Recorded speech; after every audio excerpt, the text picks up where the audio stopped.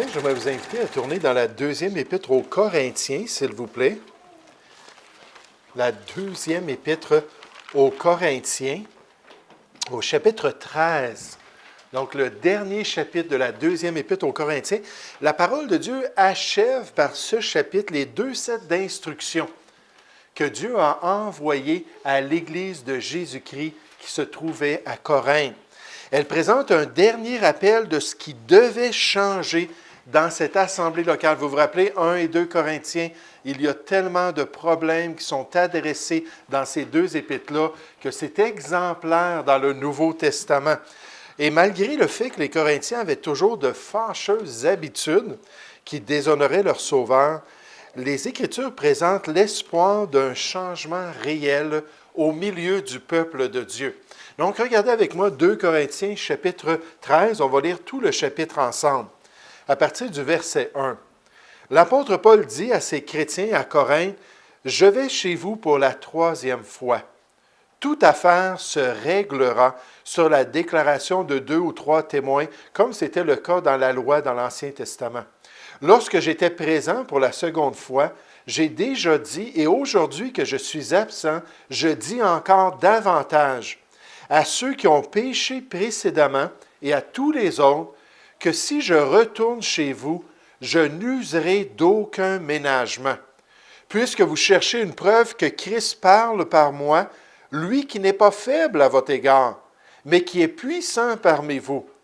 Car il a été crucifié à cause de sa faiblesse, mais il vit par la puissance de Dieu. Nous aussi, nous sommes faibles en lui, mais nous vivrons avec lui par la puissance de Dieu pour agir envers vous. Examinez-vous vous-même pour savoir si vous êtes dans la foi. Éprouvez-vous ou testez-vous vous-même. Ne reconnaissez-vous pas que Jésus-Christ est en vous, à moins peut-être que vous ne soyez désapprouvés ou que vous n'êtes pas sauvés. Mais j'espère que vous reconnaîtrez que nous ne sommes pas désapprouvés.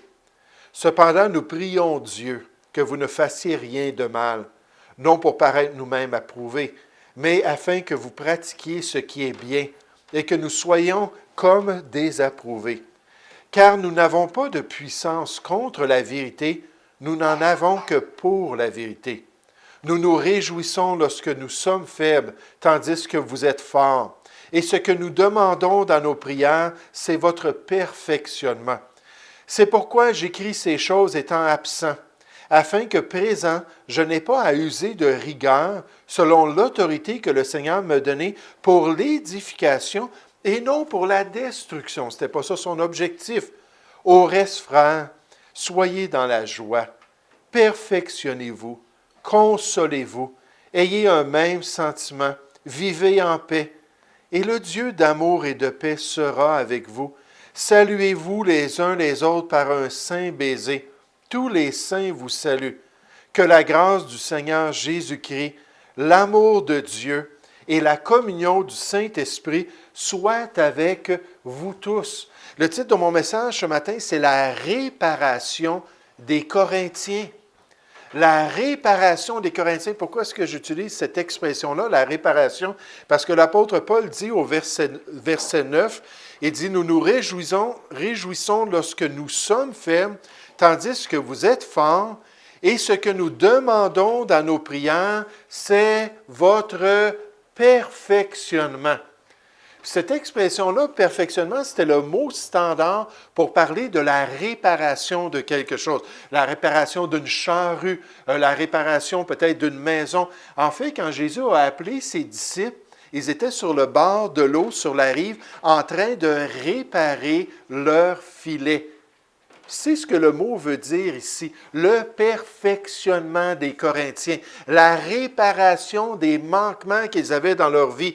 Le mot parle de réparation ou de rendre quelque chose utile ou utilisable. Puis malheureusement, dans les églises du Nouveau Testament, s'il y avait une église qui n'était pas très utile pour Dieu, c'était bien l'église là-bas à Corinthe. J'aimerais qu'on puisse regarder ce passage-là ensemble pour apprendre 3 choses ce matin concernant cette idée-là d'être utile pour Dieu.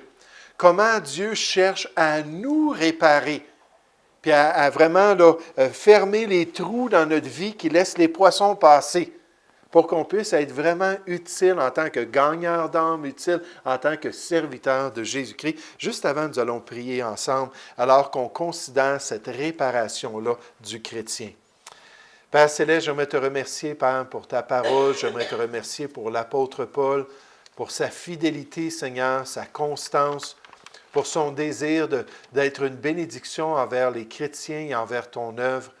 Et Seigneur, pour ces instructions que tu lui as données, pour certainement une des églises les plus corrompues dans l'œuvre au premier siècle. Seigneur, une église qui était caractérisée par la chair, une église qui était caractérisée par les querelles, qui était caractérisée par toutes sortes de désordres.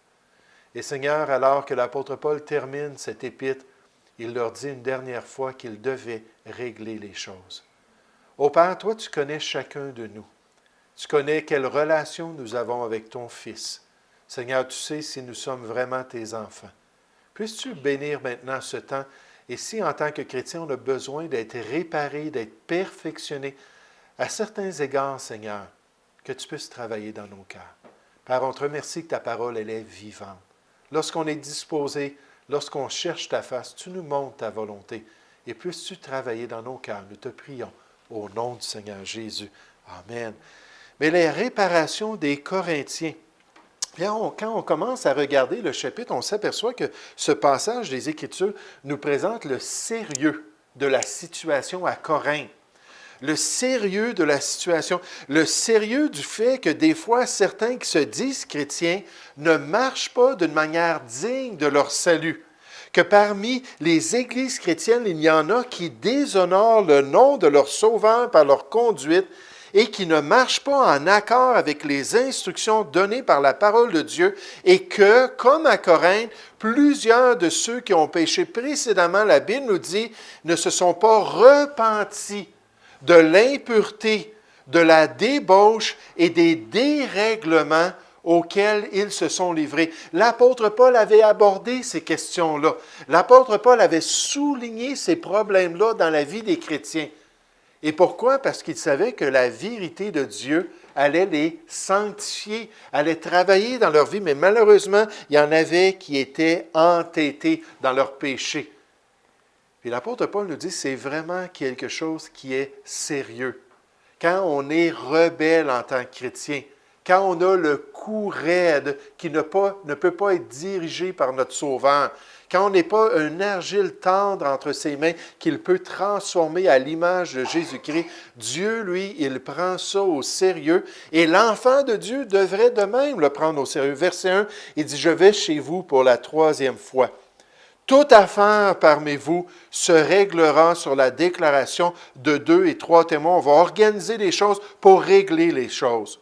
Lorsque j'étais présent pour la seconde fois, j'ai déjà dit à cette époque-là, et aujourd'hui que je suis absent, je dis encore d'avance à ceux qui ont péché précédemment et à tous les autres, parce que c'est une bonne leçon spirituelle, que si je retourne chez vous, je n'userai d'aucun ménagement. Il dit, avec l'autorité de Christ, avec la puissance de Dieu, on va régler des choses quand je vais aller chez vous. Il dit, puisque vous cherchez une preuve que Christ parle en moi, lui qui n'est pas faible à votre égard. Puis on fait juste penser à ce que Dieu avait fait dans l'Église de Corinthe. D'après 1 Corinthiens, chapitre 11, il avait puni des gens. Certains étaient devenus malades, puis juste en passant, la maladie, ce n'est pas nécessairement un signe de punition de la part de Dieu. Dieu peut tout simplement permettre ça comme une épreuve. Il y avait des gens qui étaient devenus infirmes parmi les chrétiens et un grand nombre étaient morts. Donc, quand la tête de l'Église, Jésus-Christ, agissait parmi les Corinthiens, il agissait des fois sévèrement et directement. Il dit, lui, il n'est pas faible à votre égard, verset 4, car il a été crucifié à cause de sa faiblesse. Mais il vit par la puissance de Dieu. Nous aussi, nous sommes faibles en lui, en nous-mêmes, mais nous vivrons avec lui par la puissance de Dieu pour agir envers vous. Est-ce qu'on fait partie de ce nombre? Est-ce qu'on fait partie des chrétiens qui ont une conduite et une marche qui est honteuse aux yeux de Dieu? Est-ce qu'on est comme des Corinthiens modernes? Un Corinthien qui est débauché ou cupide ou idolâtre? Juste en passant, dans le christianisme, la majorité de ceux qui se disent chrétiens sont idolâtres. C'est dommage, c'est mal aux yeux de Dieu. Ou outrageux, ou ivrognes, ou ravisseurs, au point que la Bible nous dit en tant que chrétiens qu'on ne devrait même pas manger avec une telle personne. Si c'est le standard, si c'est sa conduite, si c'est quelque chose qu'il fait publiquement et qui déshonore Dieu, c'est quelque chose de sérieux aux yeux de Dieu. Et Dieu veut qu'on puisse prendre la question à cœur. Qu'on puisse réaliser qu'en tant qu'enfant de Dieu, il nous appelle à l'honorer et à le glorifier par notre conduite. Mais non seulement est-ce qu'on voit le sérieux de la situation, mais dans un cas extrême d'inconduite, puis là je vais le mettre entre guillemets, le croyant doit faire l'examen de son salut. Celui qui se dit un chrétien, mais qui a une constance dans le mal, qui a toujours la manifestation de la chair dans sa vie, qui n'a pas de fruits dignes de la repentance et qui n'a aucune grâce pour pouvoir accomplir la volonté de Dieu, il doit examiner, il doit sonder son cœur pour voir s'il est vraiment un chrétien. Puis Paul ne voulait pas mettre en doute le salut, c'est la dernière chose qu'il voulait faire, mais à la fin de cet épître-là, il a dit « Hey, c'est assez longtemps que je travaille avec vous. C'est assez longtemps que je vous montre la volonté de Dieu. C'est assez longtemps que je confronte l'état spirituel parmi vous. Peut-être il y en a qui ne sont tout simplement pas sauvés, qui n'ont tout simplement pas cette relation-là avec Dieu, qui ne se sont pas repentis de leurs péchés, qui ne sont jamais passés de la mort à la vie.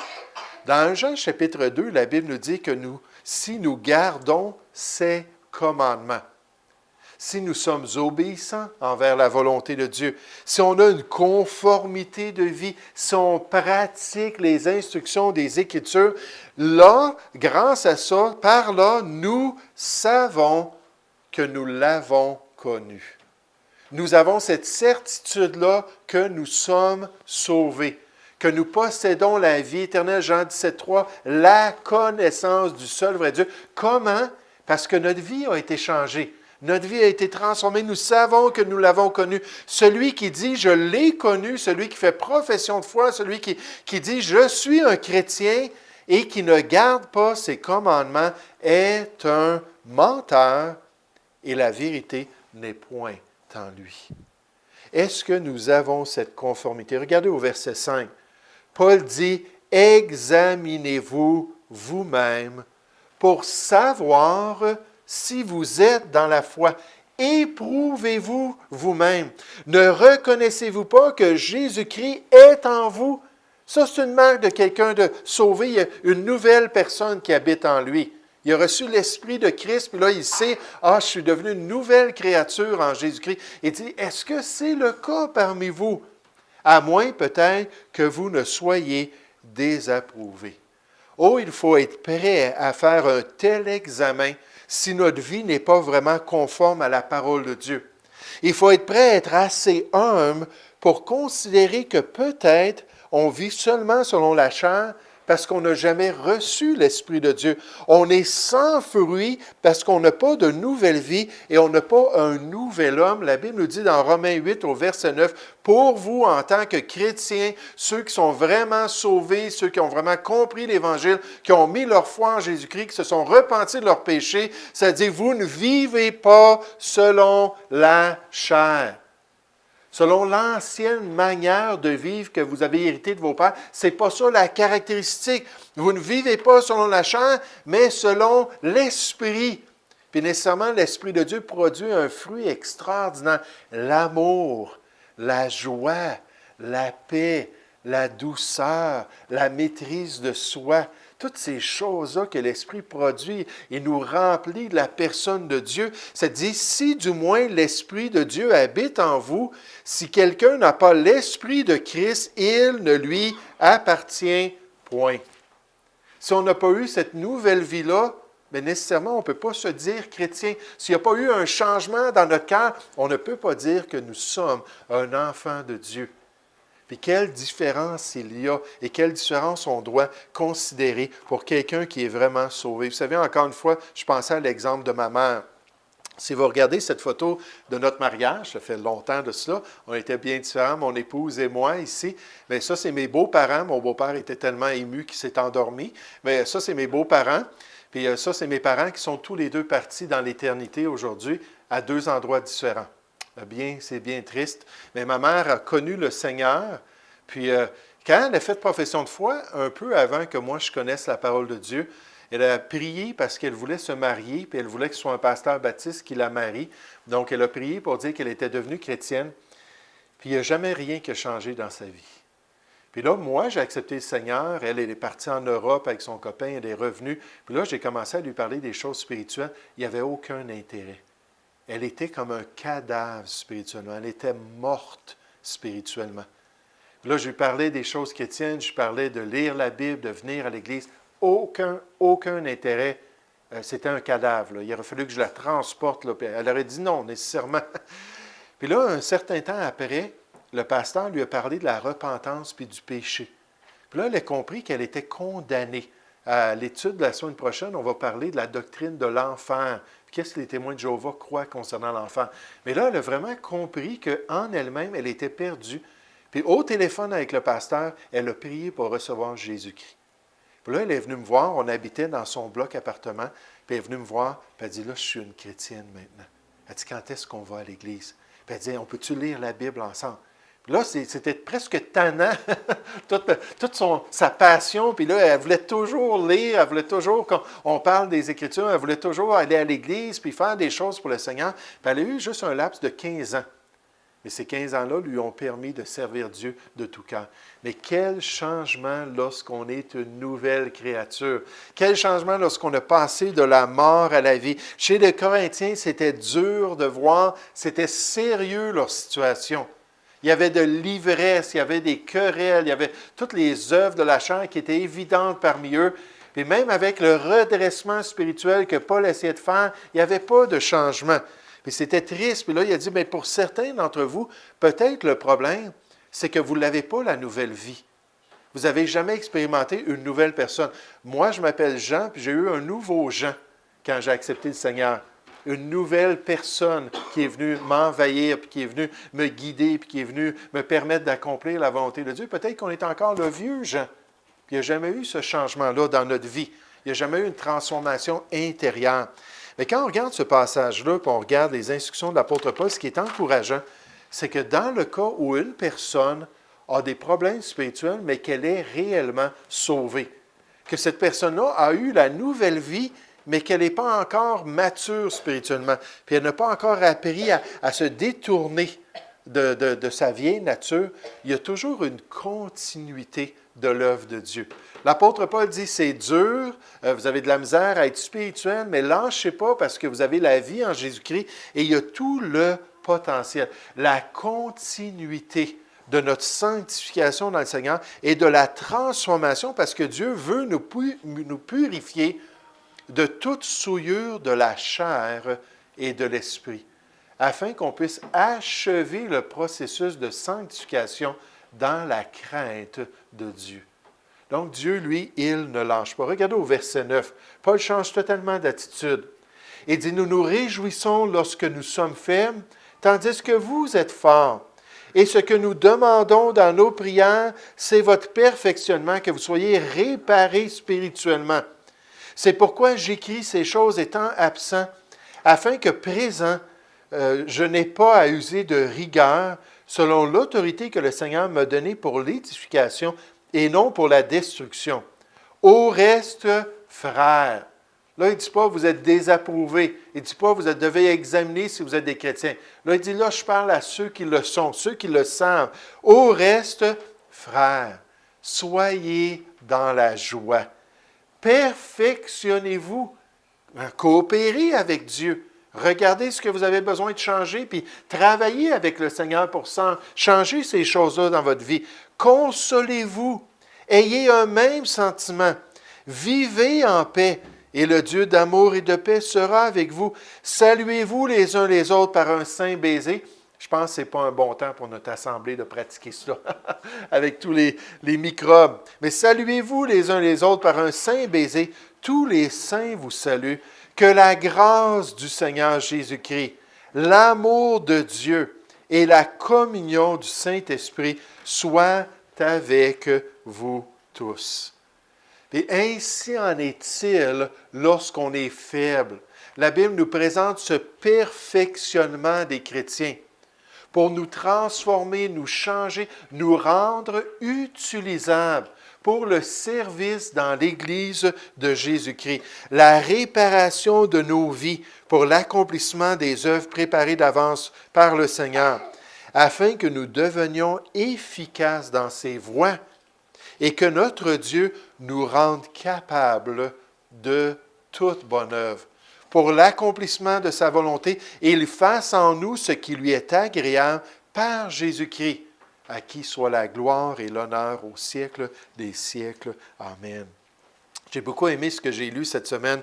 Il y a une jeune dame qui est allée voir un pasteur, puis elle a dit au pasteur, elle dit, je suis ici à l'Assemblée, puis elle dit, je sais que pour avoir des responsabilités, on fait la même chose ici dans l'Église quand c'est des responsabilités importantes. Il faut être membre de l'organisation, membre de l'organisme de bienfaisance. Puis donc, vous demandez ça. Elle dit, j'aimerais ça être membre.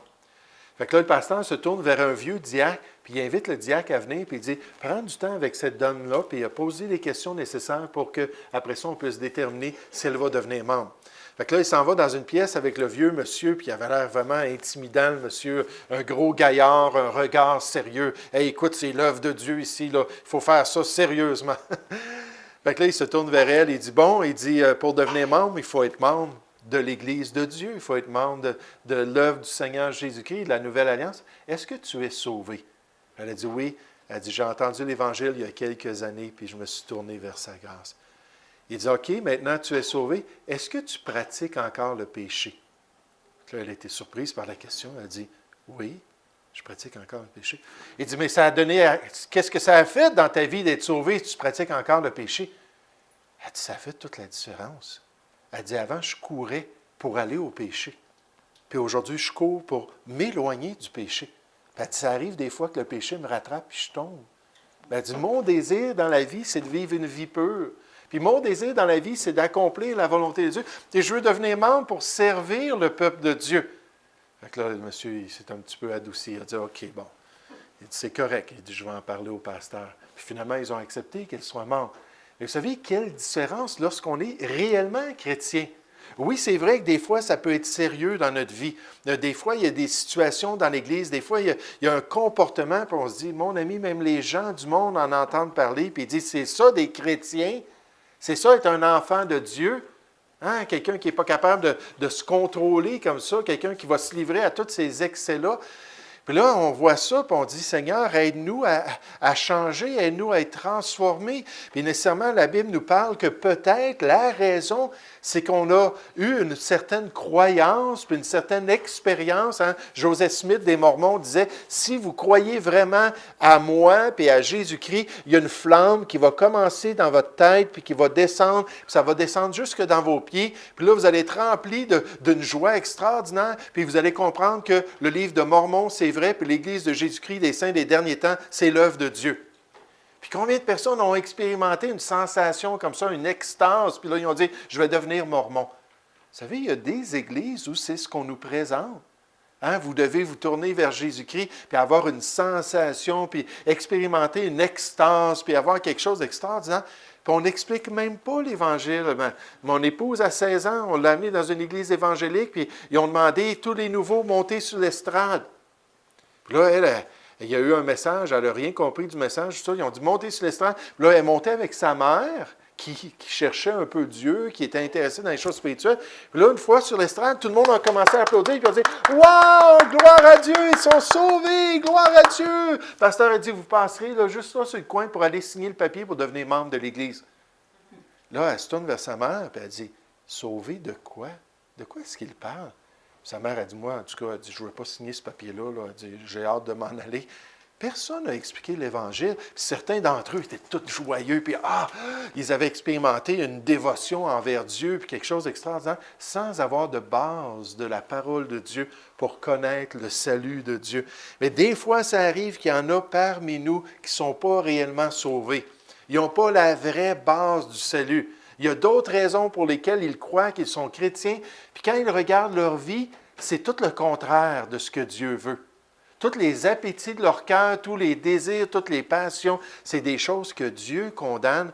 Puis là, ça paraît dans l'assemblée, puis ça discrédite le Sauveur. Mais quand on est sauvé, ça arrive des fois qu'on n'est pas spirituel. Ça arrive des fois qu'on revient à nos vieilles manières. Ça arrive qu'on nourrit notre chair, puis Dieu nous dit, si vous nourrissez votre chair, vous allez récolter les fruits de la chair. Vous allez avoir de la corruption. Puis là, ce que Dieu nous dit, c'est, lâchez pas, moi je suis à l'œuvre. Moi, je suis en train de travailler dans vos vies pour accomplir des choses merveilleuses et vous transformer. Où est-ce qu'on est ce matin en tant que chrétien? Est-ce qu'on a la conviction dans notre cœur qu'on est vraiment un enfant de Dieu? Est-ce qu'on sait un jour que Jésus-Christ est rentré à l'intérieur? Puis ce n'est pas juste quelque chose de culturel, ce n'est pas juste quelque chose de familial, ce n'est pas juste quelque chose qui me fait du bien de venir à l'Église. Non, je suis une nouvelle créature.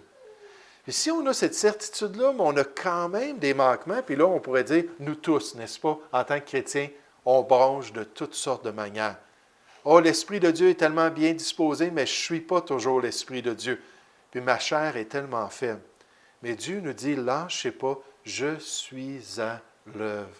Je vais continuer à travailler dans votre vie et faites votre part. Soyez fidèles en tant que chrétiens. Soutenez-vous mutuellement les uns les autres. Quand il y en a un qui tombe, mais relevez-le avec un esprit de douceur. Puis encouragez-vous dans les voies de Dieu. Pourquoi? Parce que Dieu est à l'œuvre pour nous transformer de plus en plus à l'image merveilleuse de son Fils. Nous allons prier ensemble. Ô Père Céleste, ce matin, merci encore une fois pour la parole de Dieu. Merci pour ces deux épîtres qui sont assez sévères, ces deux épîtres qui confrontent une Église chrétienne qui n'était pas à la hauteur de leur témoignage. Seigneur, qui ne montrait pas de fruits spirituels. Et malgré tous les efforts de l'apôtre Paul, il dit, quand je vais aller chez vous, je pense que je vais être obligé de pleurer. Je vais avoir honte. Honte que des enfants de Dieu agissent comme cela. Et Seigneur, Père, il leur dit, peut-être parmi vous, il y en a qui ne sont pas sauvés. Ô Seigneur, si c'est le cas dans notre assemblée, des jeunes peut-être, des moins jeunes, je te prie, Seigneur, que chacun on ait une soif de te connaître, une soif d'avoir cette relation-là avec notre Sauveur, une soif d'expérimenter une nouvelle vie qui vient de l'intérieur, qui a purifié l'intérieur et qui est en train de purifier toute notre conduite. Seigneur, comme toi, tu es saint, tu nous appelles à être saints dans toute notre conduite. Alors, je te prie que tu puisses nous encourager, que tu puisses nous aider et aide-nous à ne pas perdre de vue que toi, tu as débuté cette œuvre en nous. Toi, tu es à l'œuvre, Seigneur, et tu veux t'honorer et glorifier ton Fils en nous transformant à son image. Aide-nous à nous encourager les uns les autres, aide-nous à être patients les uns envers les autres. Et Seigneur, continue ton œuvre au milieu de nous. Nous te prions au nom du Seigneur Jésus. Amen.